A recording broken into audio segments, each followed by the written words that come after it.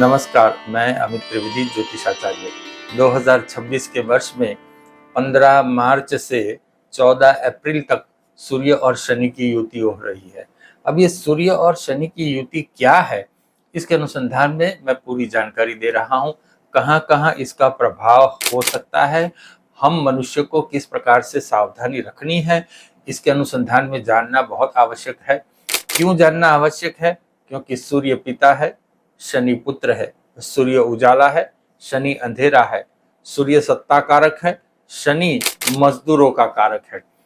तो यहाँ जो कुछ भी हम देखते हैं वह एक दूसरे से तद्दन विपरीत स्वभाव के हैं दोनों। इसी अनुसंधान में जानना बहुत आवश्यक है।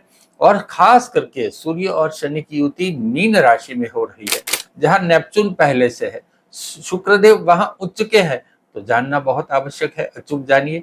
सभी विषयों के बारे में मैं आपको जानकारी दूंगा। आपने अभी तक इस चैनल को सब्सक्राइब नहीं किया है तो सब्सक्राइब कीजिए, शेयर कीजिए और लाइक अवश्य कीजिए। आप जिस भगवान में श्रद्धा रखते हो उनका जयकारा भी आप अवश्य लिख दीजिए। चलिए आगे बढ़ते हैं।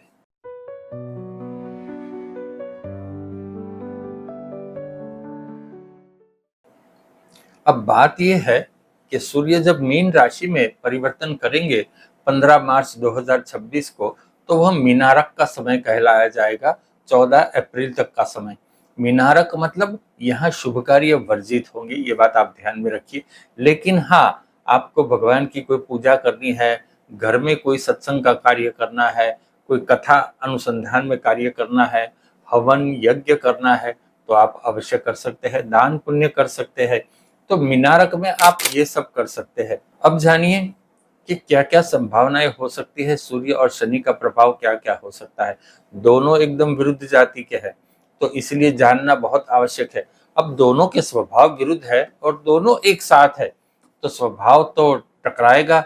जैसे हम देखते हैं कि एक घर में, एक ऑफिस में दोनों विरुद्ध प्रकृति के लोग हैं, तो उनमें भी आपसी खटराग होता है। और जब आपसी खटराग होता है तो पूरा माहौल डिस्टर्ब होता है। ऐसा हमने देखा है व्यवहार में। लेकिन ये तो दो बड़े ग्रह है और दोनों के स्वभाव विपरीत।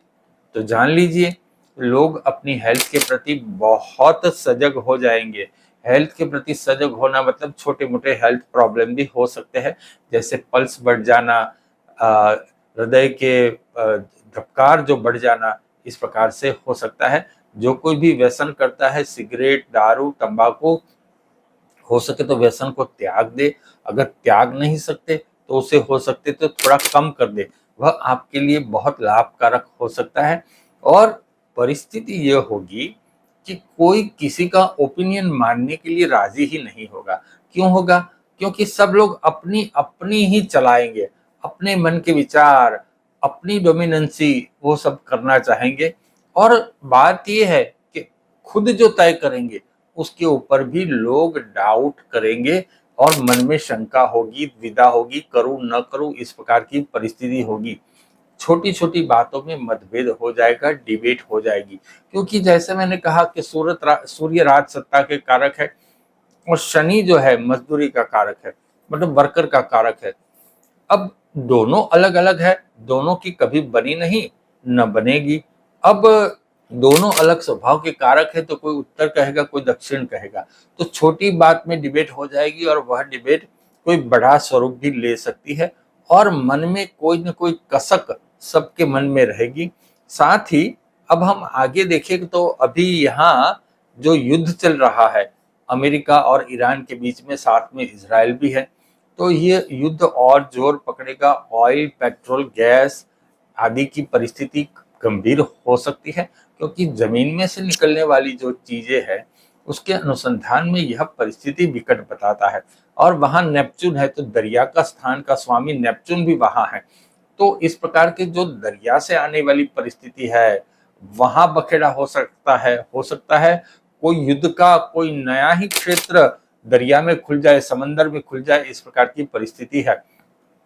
अब बात यह है कि अभी गर्मियों के दिन है, तो गर्मियों का पारा बहुत ऊपर जाएगा, ये बात आप ध्यान में रखिए। आप अपनी हेल्थ संभालिए।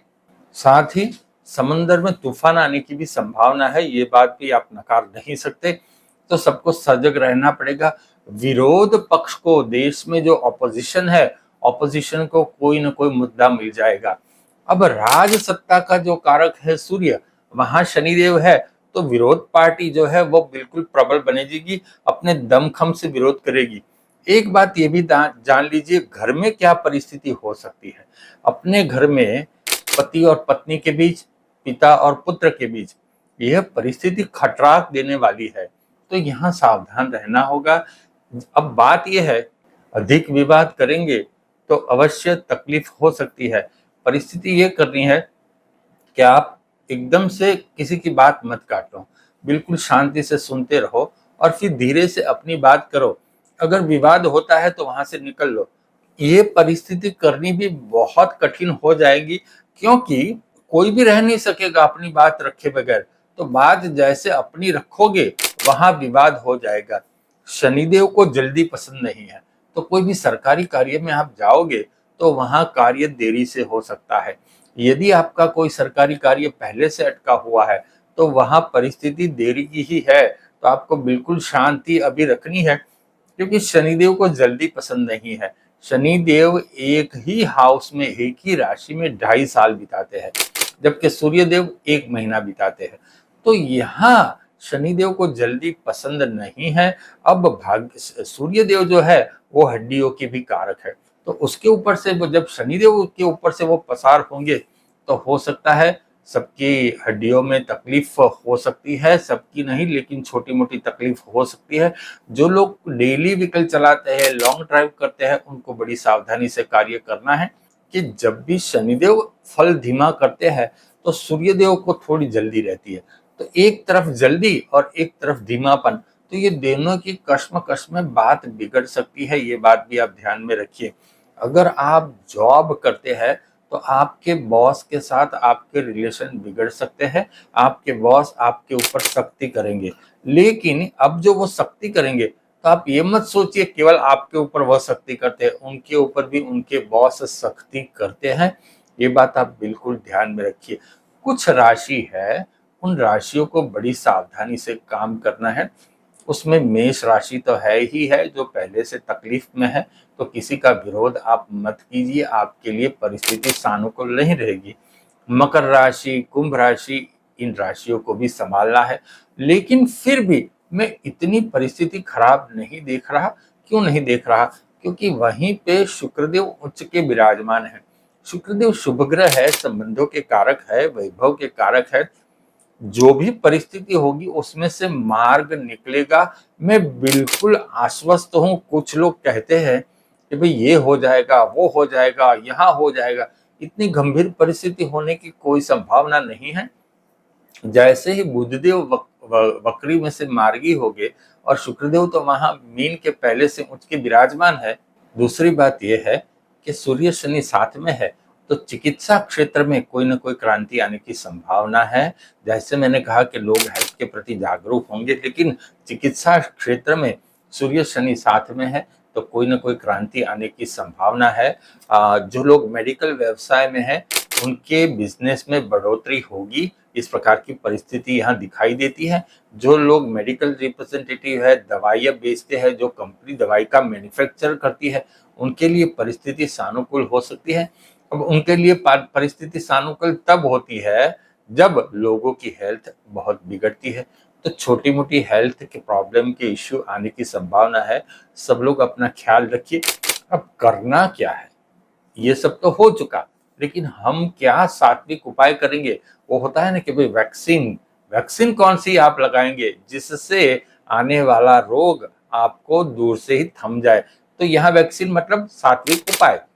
बस सात्विक उपाय ये है कि आप सूर्यदेव की पूजा उपासना कीजिए, आदित्य हृदय का पाठ कीजिए और सूर्योदय के बाद सोया मत कीजिए। ये आप ध्यान में रखिए।